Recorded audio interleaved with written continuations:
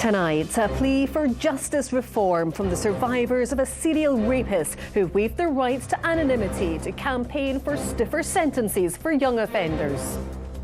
I understand rehabilitation, but for someone like him, and he's still not accepting accountability at sentencing and still blaming us, how can someone like him be rehabilitated, and why do the guidelines apply to him? Also making the headlines, 3 hill walkers are found dead after failing to return from a hike on a mountain ridge in Glencoe. And we meet the Highland cows who became Jersey cows and gave the world's best cyclists a run for their money. I'm Kellyanne Woodland in Edinburgh. And I'm Emma Cameron in Glasgow. This is the STV News at 6.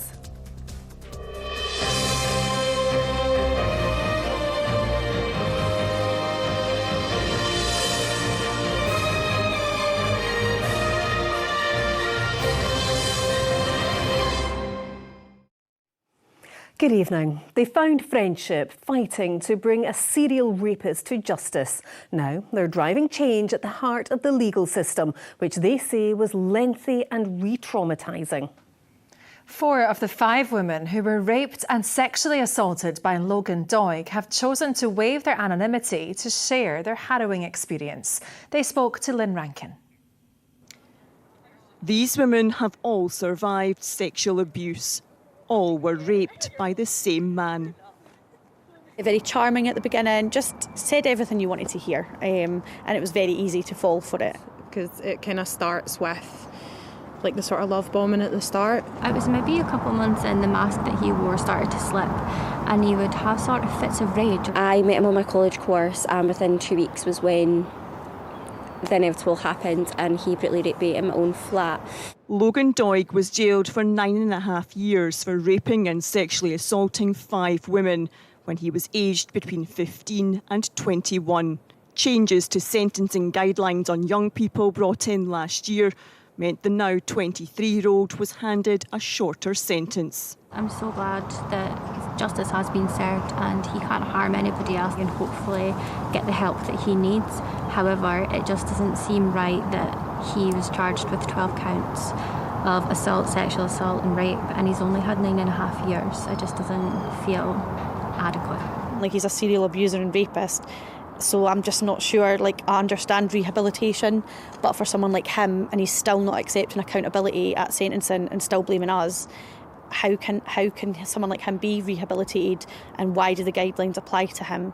The women recently met with Lord Advocate Dorothy Bain to drive change in the justice system to help other victims of sex crimes. Getting to court, being on the stand was horrific. You're made to feel like you're the one on trial, and that's not okay. Like, we understand that he's innocent until proven guilty, but we're also not liars just because we've not been proven truthful yet. The way the defence speaks to you, I feel, has to change, because that was like all of us have said, it was like we were fighting for our lives up there. So for me, it was an unnecessary amount of time to wait, to not know what was going to happen. And Logan was out on bail at that point, and he only lives 10 minutes from me, so I was terrified that he was going to come to my house, he was going to harm me or harm my family. A spokesperson for the Scottish Government said it's progressing significant reforms on improving the management of sexual offences, so rape survivors can have full confidence in the justice system. Having never previously met, the women now share an unbreakable bond, using their harrowing experience to improve the justice system for others and show there is life after abuse. I've met someone amazing, and that was something that I never thought I could get, and I've got such an amazing support base around me. So I was really fortunate I found my husband, and he really helped me gain a lot of my confidence back to realise that there is life after abuse. Not everybody's this horrible monster. Lynn Rankin, STV News. 3 hill walkers have been found dead after failing to return from a hike on a mountain ridge in Glencoe. The group had set out on Saturday to scale Anoch Eirich, one of Scotland's most challenging routes. After a search involving the Coast Guard and mountain rescue teams on Saturday night, 3 bodies were recovered. Well, our chief reporter Sharon Frew joins us now. And Sharon, what more do we know? Well, the ridge on the north side of Glencoe is regarded as the narrowest on mainland Britain, with extremely dangerous slopes on each side, and it's that challenging terrain that attracts keen and experienced climbers in huge numbers. The ridge stretches for 6 miles and includes 2 Munro summits. Now, most of the advice online states anyone tackling what is described as a Grade 2 scramble must have the necessary climbing skills or an experienced guide with them. They also recommend completing the hike in daylight. It can take up to 9 hours, and they warn the rocks can get slippery when wet. So Sharon, when was the alarm raised? 3 people were reported missing at 9:05 on Saturday night, and mountain rescue teams were then alerted. Police Scotland called out the Coast Guard around half an hour later, and a rescue helicopter was dispatched to carry out a search in difficult weather conditions. We are told there was low visibility due to mist and fog. 3 bodies were recovered a short time later. The names of those who died have not yet been released. Police Scotland say there do not appear to be any suspicious circumstances. The First Minister has said he is deeply saddened, and he's expressed his condolences to the families of those who have died, and he's also expressed his thanks to mountain rescue teams. OK, Sharon, thanks for that. Now, it's that time of year again as Scotland's pupils eagerly await their exam results. More than 144,000 students are set to get their higher, national and advanced results tomorrow. Certificates are in the post, with others receiving results through a text or email from 8 a.m. Well, our political reporter Laura Alderman joins us now from outside a high school in Edinburgh. Laura, an anxious time for pupils. Yeah, a really nerve-wracking time for students at the moment as tension builds around those exam results tomorrow. Now, pupils are set to return to the classroom next week as the summer holidays come to a close, and there might be some coming back with a real spring in their step, having achieved the results that they wanted or even performed better than they expected.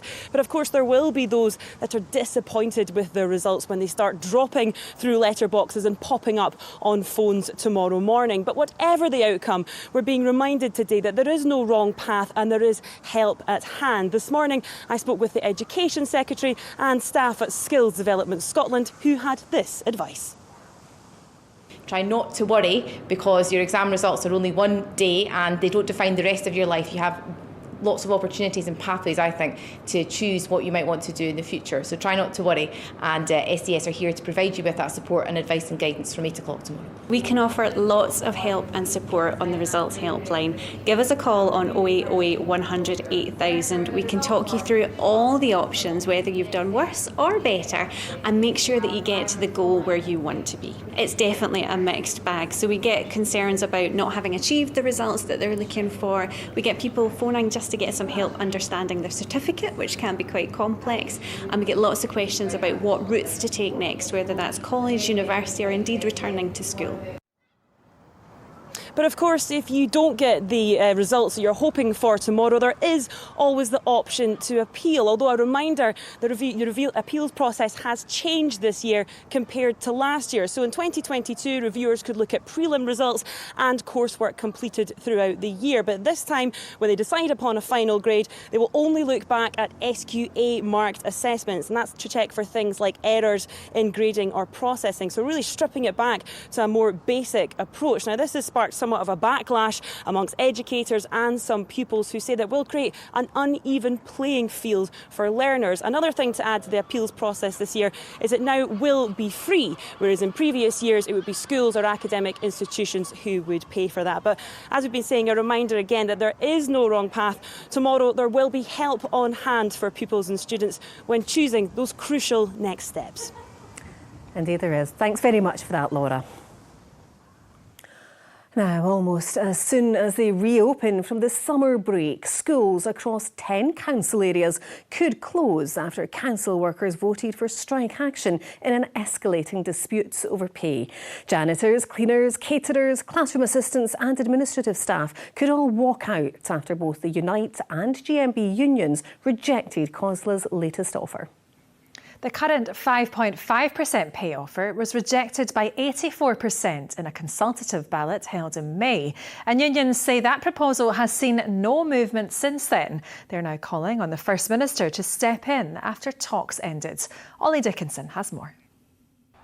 The summer break is drawing to a close, and for families across Scotland, the back-to-school preparations are well underway. But kids could be heading home almost as soon as they're back in the classroom, after some school and early years workers voted to strike over pay.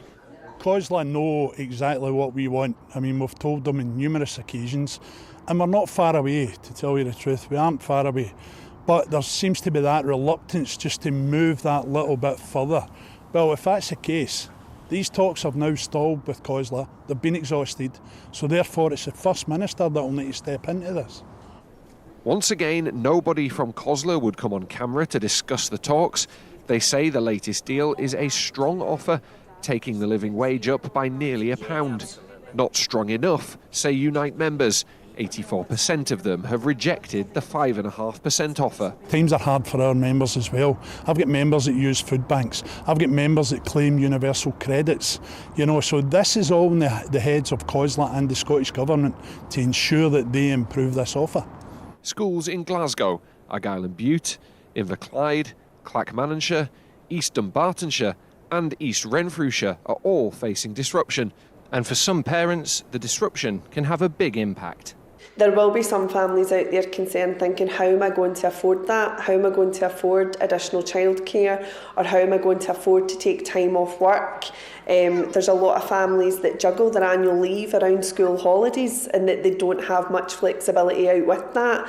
The GMB unions say it's not action they want to be taking. There will be disruption in the schools, we understand that. Our members who are PSAs, they're catering, they're cleaning, they're janitors, they're admin staff, they're early years practitioners, they're integral to the smooth running of a school. So it will cause disruption, but there is plenty of time to avert industrial action. The Scottish Government say they won't be stepping in this time and have urged all parties to work together to find a resolution. Ollie Dickinson, STV News.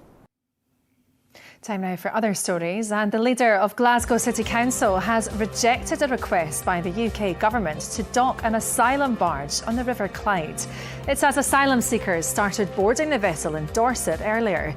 UK ministers hope it will reduce the cost of hotel bills, but critics have raised concerns about the housed asylum seekers. The Home Office has been approached for comment.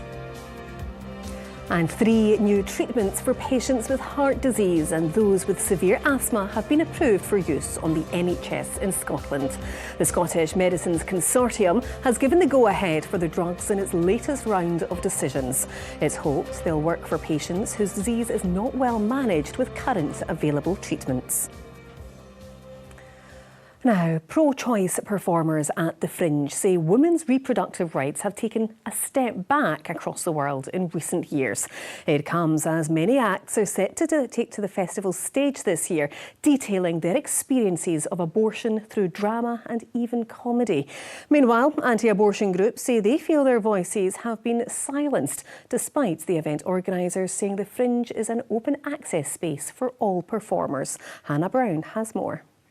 Abortion for abortion, because it's happened to you and you and you. A glittery musical comedy about abortion may feel like a contradiction, but activist and performer Lily Burton wants to prove it doesn't need to be in her Fringe debut, All Aboard Termination Station.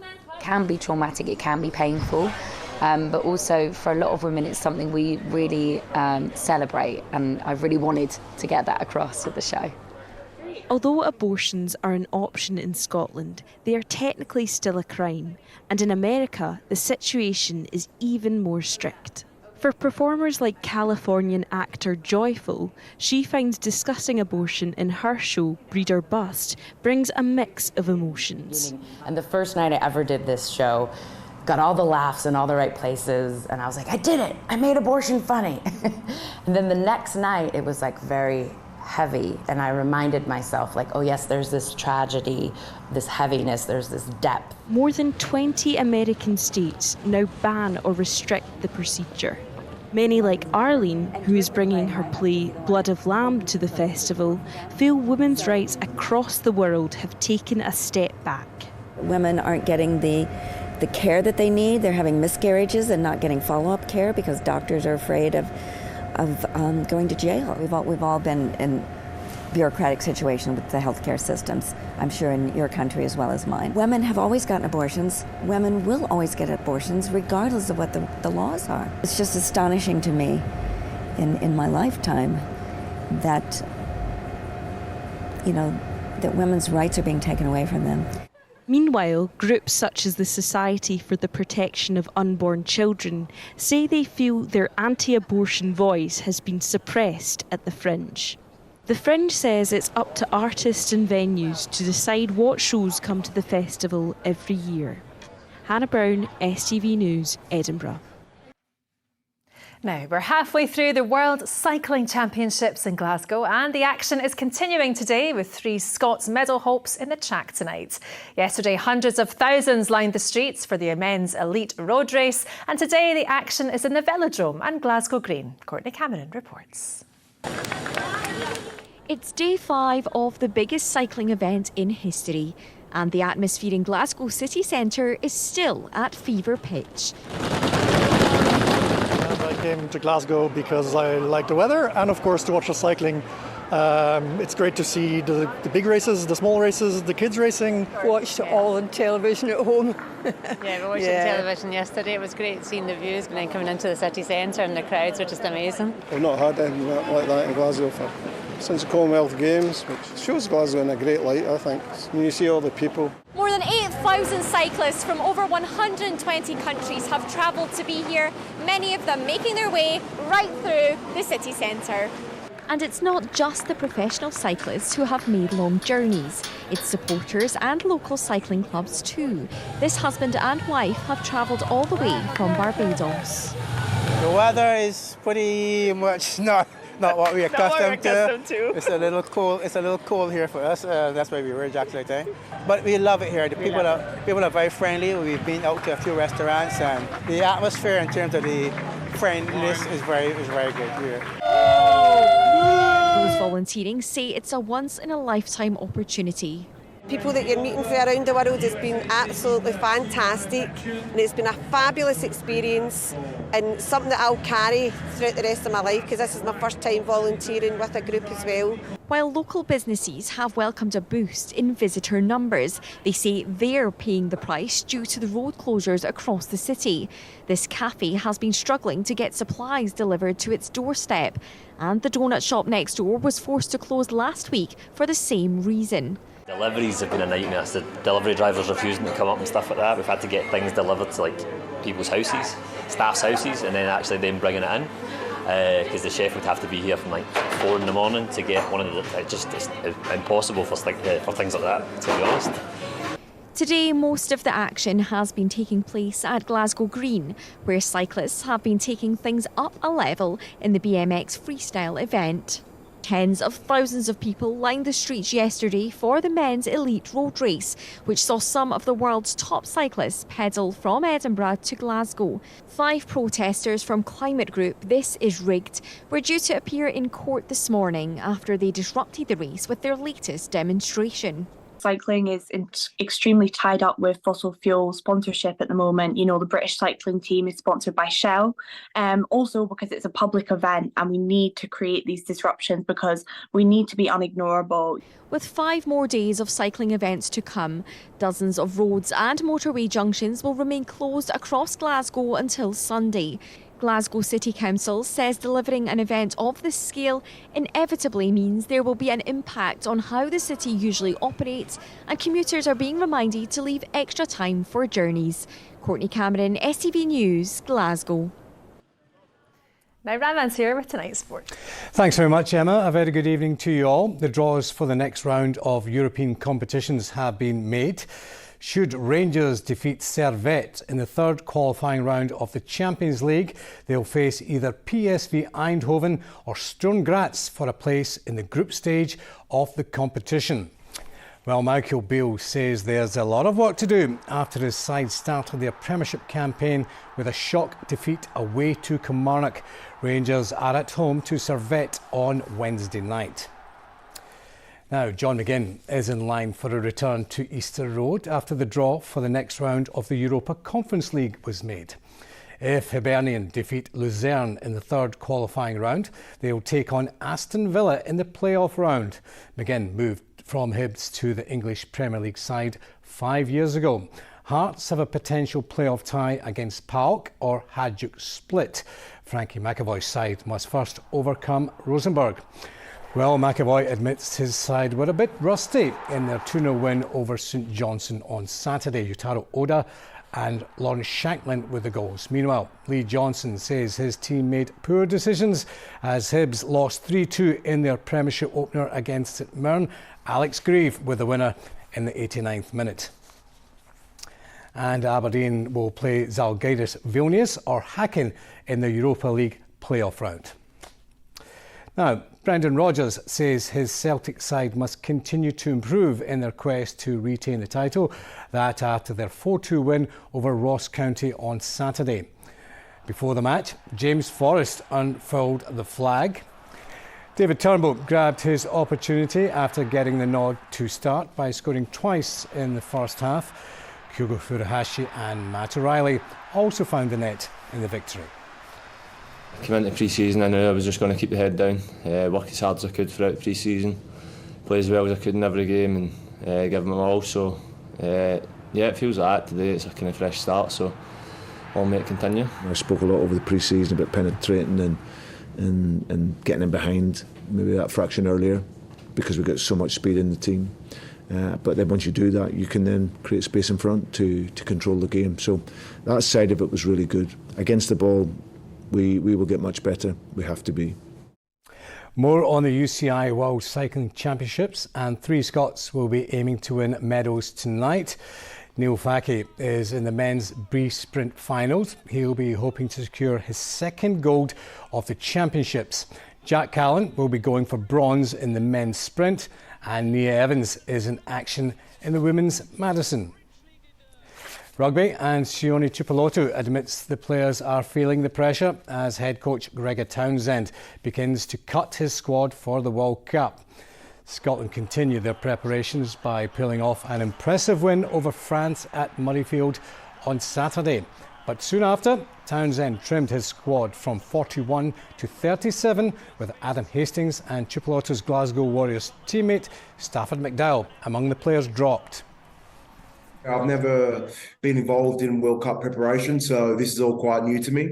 But yeah, I suppose it is a high pressure environment and everyone's competing and trying to do their best to get on the plane. But, you know, when the games start rolling around like these, you know, big games against France, I think that kind of takes your mind off everything. And, you know, you got the challenge ahead of you on the weekend and you're not looking too much further down the road.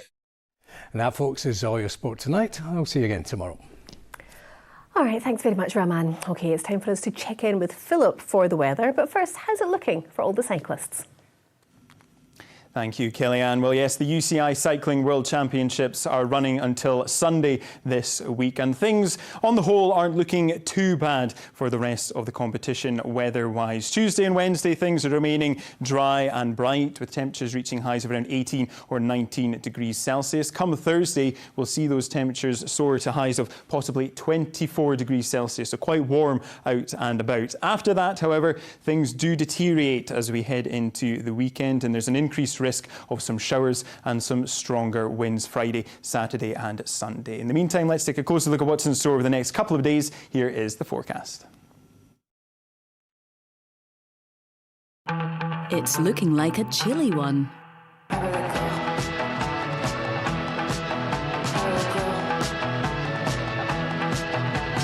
TUI sponsors STV Weather.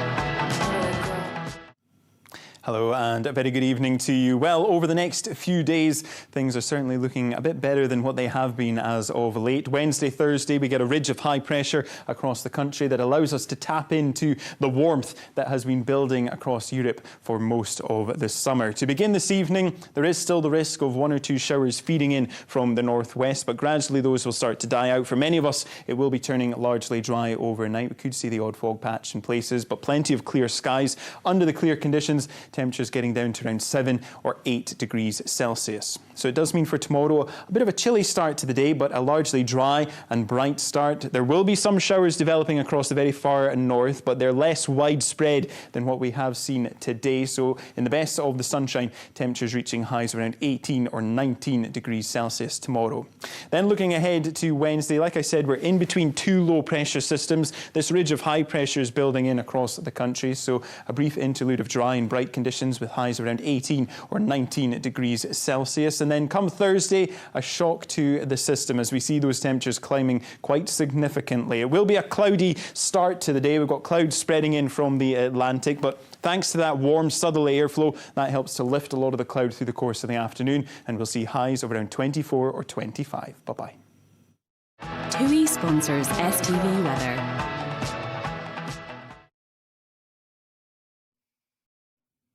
And finally, as you heard earlier in the programme, hundreds of thousands turned out across the Central Belt to watch the best cyclists in the world battle it out in a road race across the Central Belt at the weekend. But there were some unlikely and unexpected stars. Oh yes, a hairy herd stole the show when it was beamed across the globe. Well, we sent Darren McRae to tractor them down. They were outstanding in their field at the UCI World Championships. A herd of Highland cows utterly outshone the passing peloton in the men's elite race. And the big question on everyone's lips.